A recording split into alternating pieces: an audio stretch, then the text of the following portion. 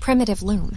A primitive loom is a simple, non-mechanized device used for weaving textiles. The term can refer to a range of loom styles, from ancient ground and vertical setups to more portable versions like the backstrap loom. Many of these simple, manual weaving devices are still used today by artisans and beginners. Types of primitive loom. Warp-weighted loom.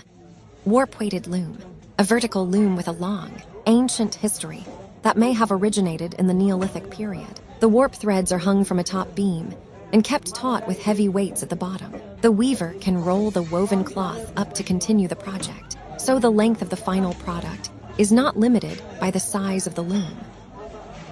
Backstrap loom. Backstrap loom used for centuries and still found in many cultures today. This loom is prized for its portability. How it works: one end is attached to a stationary object, like a post or tree, while the other end is secured to the weaver with a strap around their back. The weaver controls the tension by leaning back. Best for weaving intricate warp-face textiles, including belts, narrow strips of fabric, and decorative braids.